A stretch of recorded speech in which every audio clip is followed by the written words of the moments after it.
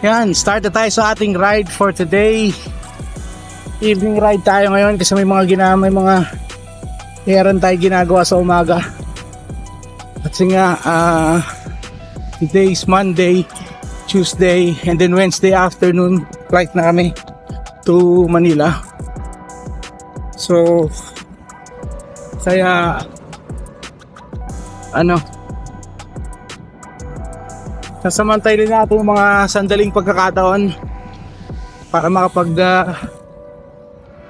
bike dito. Kasi sa Pilipinas, I'm not sure kung makakapag-bike tayo ng consistently. So maybe once or twice may mga isa o dalawang beses yata meron tayong schedule na bike, pero tentatively pa rin yun. So yan, time check, it's 6:40.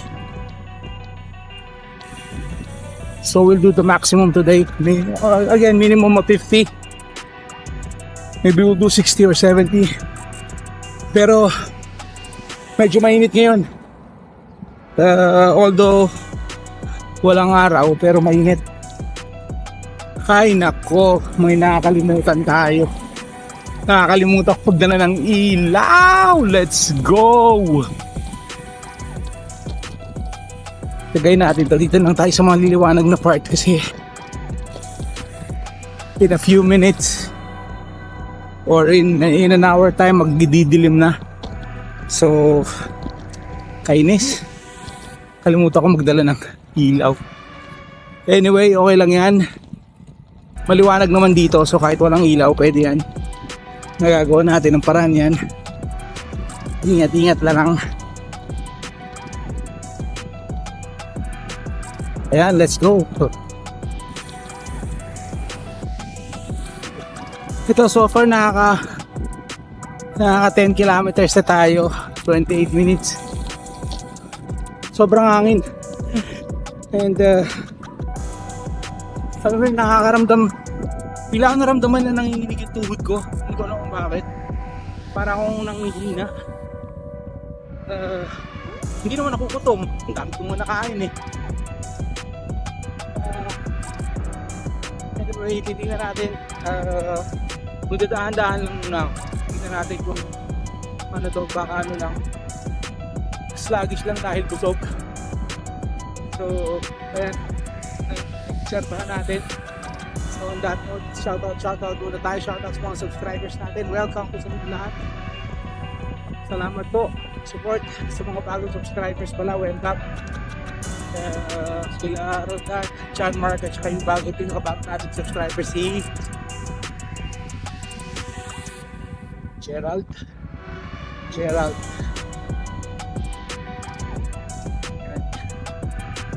So syempre yung mga mainstream natin, yung mga sugi natin, sila Antonio and Mary, Teresis Tutuyen Adventure, si RJ Candelaria, si Moy, si Romsky, Boyong Ibarra, Pichi, Nala Alone,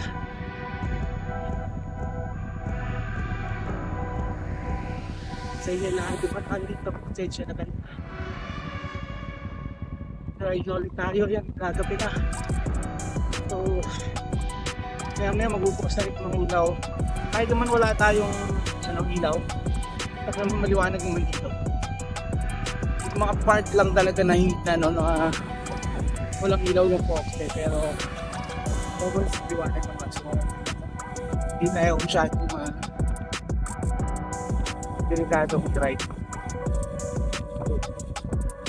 Yung goal natin is to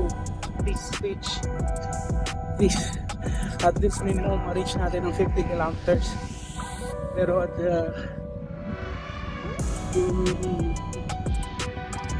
sinabi mo nanginginig ko, pero may nakawala-wala na siya. So natin you can really try to do minimum 50. Buwas tayo, hindi pa tayo nakakarating sa Pilipinas eh, puro game na nakakarating. So yan, let's go, flight tayo ulit. go.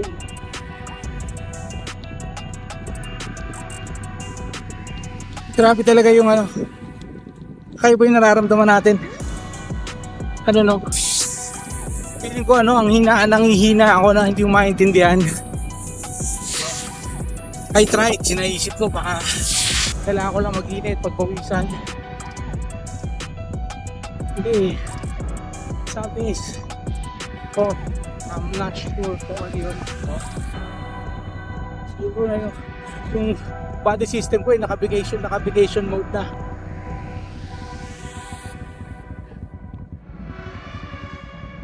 I'm trying, I'm pushing, pero it's not fun anymore. Kaya you know, alam niyo naman, if you're not having fun, if I'm not having fun, for me, there's no point on continuing. Anyway, hindi na natin.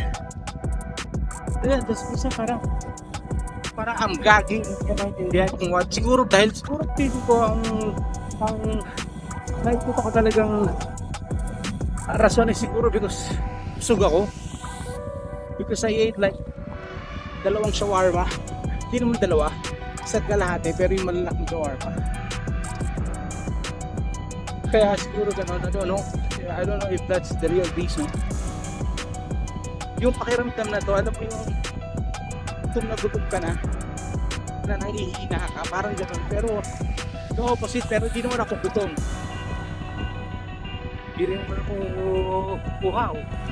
Then by drinking this,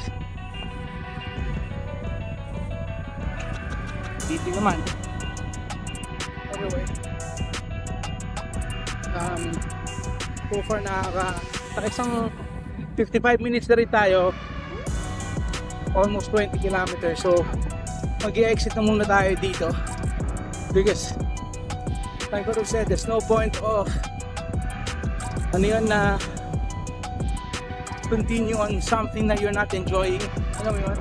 Kasi there are times na kahit hirap na hirap ako, pero alam mo yun na feel mo na nahihirapan ka, because it means it's gonna pay off eventually. Pero ngayon kumbaga hindi ako nahihirapan, I'm just literally not enjoying this feeling. Itong nararamdaman natin, something is off. I don't know, there's no explanation to it. Kaya yan, matatapos tayo sa 20 kilometers, exit lang muna tayo dito. Tomorrow I'll try to siguro kung mag-ride sa umaga, otherwise sa gabi, or maybe this is my last ride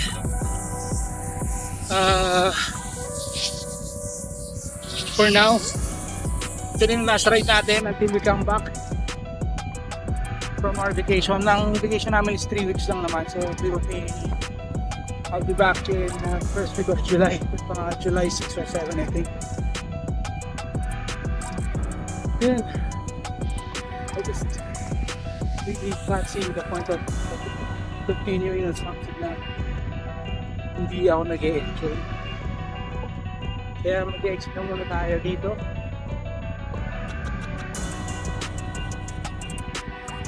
Hindi na natin sa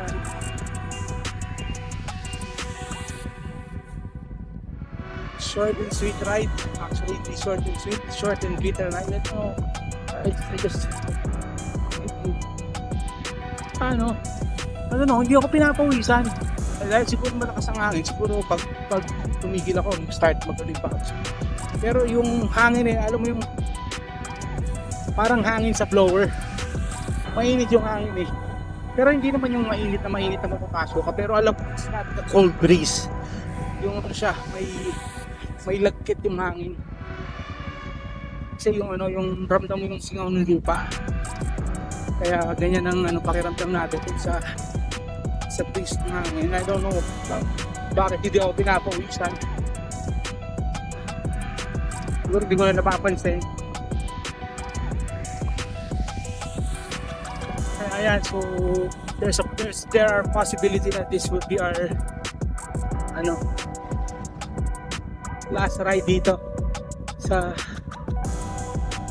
Kalipa City. So maybe our next ride is Pinas ride. Sa Pinas tayo next ride bike content natin is sa Pinas. Kaya lang ayaw kayo mag-bike sa Pinas. Hindi ako masyadong confident. Unang-una, hindi akin yung bike. Pangalawa, the road is totally different from here. Pero try natin mag-ride with a friend, tapos magso-solo ride din tayo. Tingnan natin kung saan. Definitely I want to try this Antipolo Tak Road. Yan, I want to try that. Yung ahon doon, malapit lang kami doon So ayan, grabe naman itong hangin na to.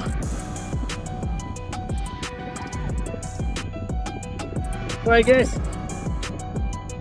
depende kung sipa. For now siguro kaya ito na muna ang ating not last ride for now dito sa sa UAE. Then balik ride tayo dito after 25 days. Hay, pagbalik natin siguro sa na yung init, talagang mainit na, kaya ganun pa rin. Mas maganda, mas malakas kasi mas malakas ang hangin sa gabi kaysa sa umaga. Sa umaga di ko mararamdaman yung gantong hangin, ganito kalakas, talagang lumalaban. Kaya yan, fairness naman, nakaisang oras naman din tayo, pwede na rin yan. At least kahit pa paano nakapagsunod ng konting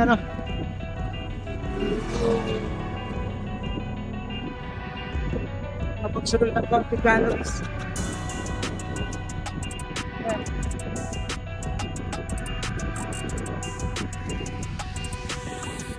Good luck sa atin sa Pinas.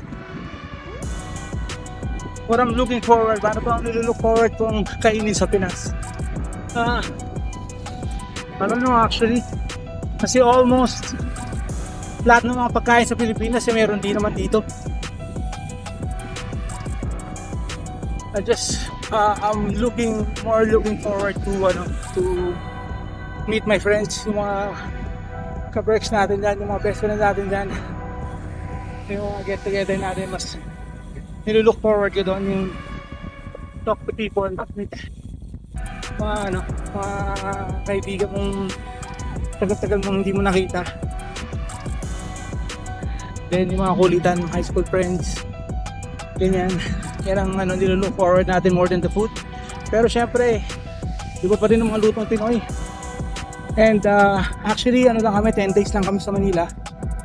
And then we will have a road trip to Samar. So we'll have a lot of contents, road trip contents during our Philippine vacation. So yan na lang muna ang ating video for today. Thank you Lord for the safe ride. If you find this entertaining, interesting, and helpful, please like, share, and subscribe. Let's go. See ya.